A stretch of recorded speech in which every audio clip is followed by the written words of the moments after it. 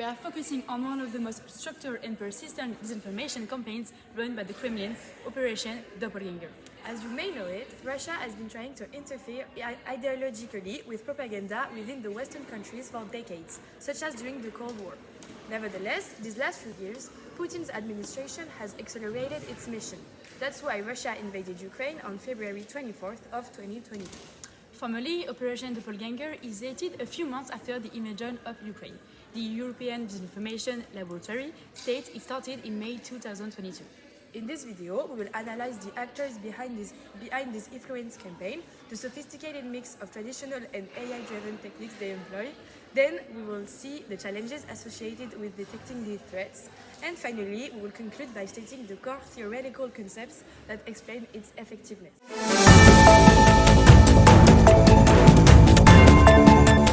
Let's look a little more into it. We can say that the Operation Doppelgänger is a large-scale disinformation effort with two main objectives.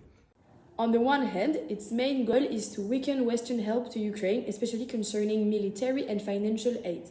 The core message is that providing this help is a very expensive and very inefficient gesture that serves only US interests and not those of European citizens.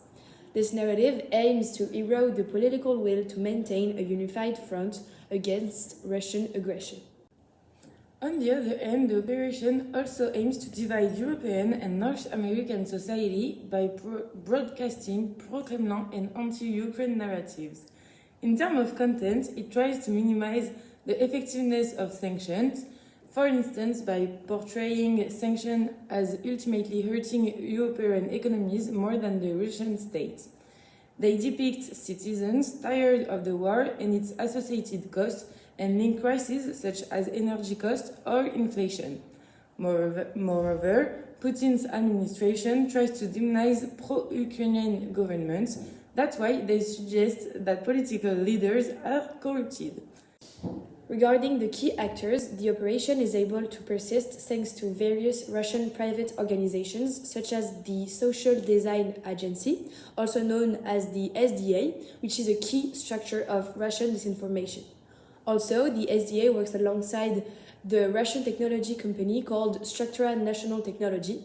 Its role is mostly technical because it focuses on the development of multi-stage redirection mechanism used to hide the true origin of the content. Those are two private and commercial actors, but we can also mention Von Telecom, which is the Russian Ministry of Defense main telecommunication provider.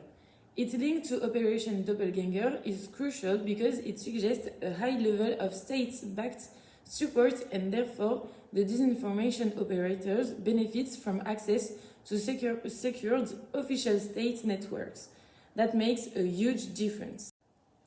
Nevertheless, the campaign also relies on intermediate actors, including some European hosting providers and redirection service companies that sometimes supply the infrastructure for clone sites without even realizing it, or at least without even wanting it.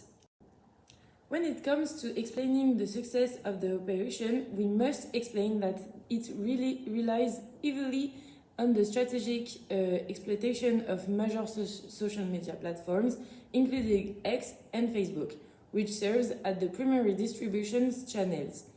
Between August 2023 and March 2024, this kind of network reached 38 million people just in France and Germany. So even if only a small percentage believes the content, millions are still exposed to it.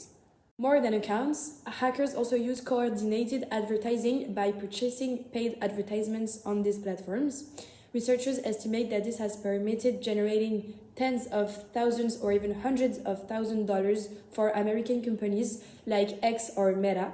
This financial commitment highlights the professional nature of the operation and shows they are committed to using paid commercial advertising to guarantee that their fraudulent and state-sponsored content reaches the feeds of targeted users.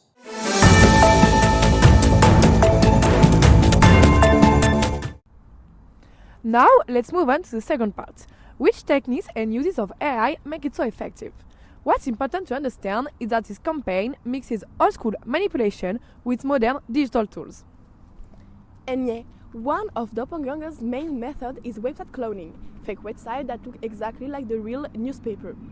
And honestly, they're extremely convincing. They copy the design of famous media outlets like The Guardian, for example, or Le Monde, and almost pixel by pixel, same colors, same layout. The only difference is the URL. Sometimes it's just a single letter that is changing, you can barely tell the difference. These fake pages are then pushed through chains of redirection, which hide their origin and make them look like they come from Europe or the US. Another key technique is spoofing. It's basically pretending to be someone else to gain instant trust. One major example happened in January 2024 when a German Secretary of State's account was hacked. A fake message was posted claiming that Germany was ending all support to Ukraine. Because the account appeared authentic, the message spread rapidly, sowing confusion before it was debunked. This method works because it exploits what we call the halo effect. When information seems to come from an authority, it is far more likely to be believed. But so, where does AI come in? This is the part that's becoming more and more important.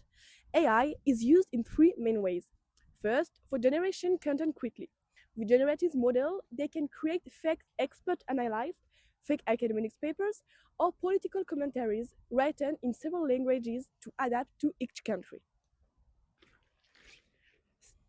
Second, AI also boosts their bot networks. The bots don't just repost links anymore. They can respond, argue, imitate natural conversation, and adapt to trending topics thanks to large language models. This creates the illusion of a genuine debate. Finally, the most spectacular use of AI is the creation of deepfakes. They're not the main part of the operation, but when they use them, it's usually for very targeted and explosive political attacks. In a Microsoft Threat Intelligence report, a Russian-aligned network produced an AI-enhanced deepfake of US Vice President Kamala Harris. The video used AI-generated audio and put into her mouth a vulgar remark about former President Donald Trump, suggesting he couldn't even die with dignity. It was first posted on Russian-speaking accounts on X and Telegram, and then amplified by a correspondent from the state media Russian Today, the state media outlet, reaching tens of thousands of views. What matters for us is that this deepfake was not meant to convince everyone, but to inflame tension in the extremely polarized US political environment. So, Doppelgänger uses AI not to replace traditional disinformation, but to amplify emotional impact. However, even with all the AI hype, the majority of the campaign relies on every simple tricks called cheapfakes, such as misleading videos edit, fake subtitle, screenshot taken out of context, or made up headlines like Taylor Swift said, "Stop funding Ukraine." These are cheap, quick, and extremely viral.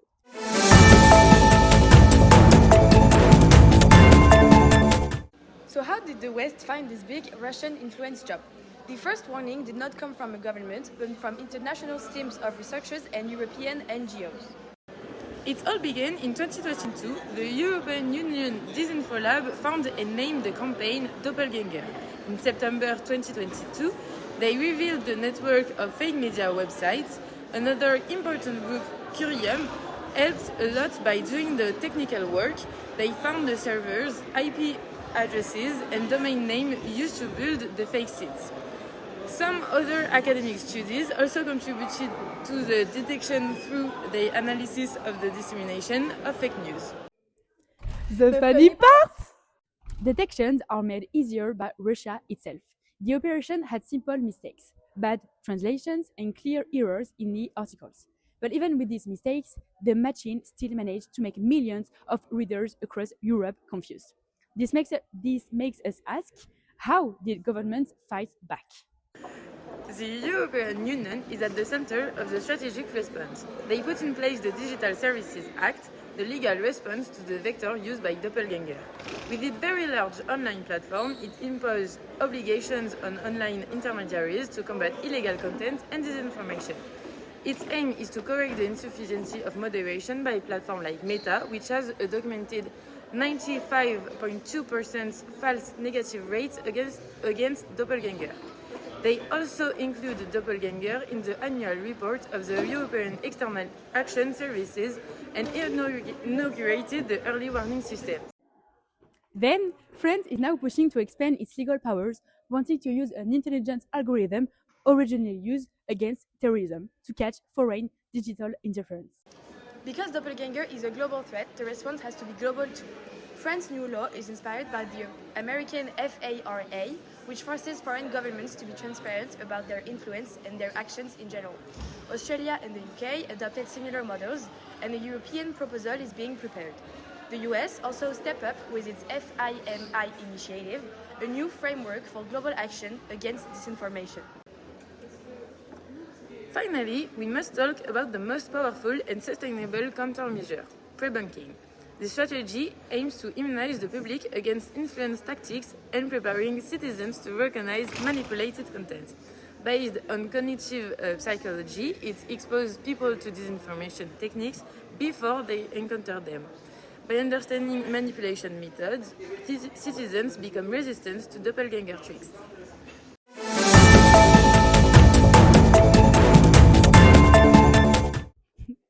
So, now that we've seen who is behind Operation Doppelgänger and how the campaign works, we can step back and look at why it works so well by using institutional theories.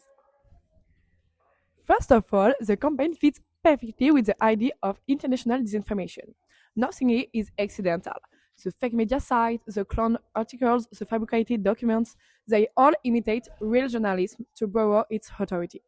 This corresponds to the imitation strategy of fake news, copying the format to bypass people's critical filters.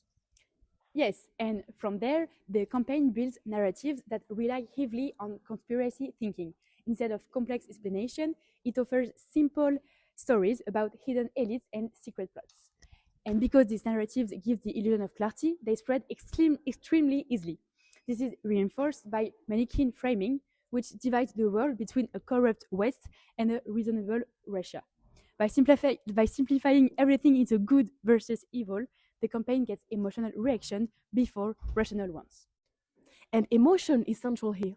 Many of the psychological biases are activated at the same time. Confirmation bias, for example, means that people who already distrust NATO or the European Union naturally gravitate towards pro-Kremlin narratives. The availability heuristic plays a role too. When you see the same message repeated across dozens of fake sites and bot accounts, it starts feeling true simply because it's familiar. This is the illusory truth effect in action. Then, platforms amplify these messages inside echo chambers. Their algorithm reward whatever gets engagement, not whatever is accurate. As a result, emotionally charged or divisive content rises to the top, and people see more and more of what they already believe.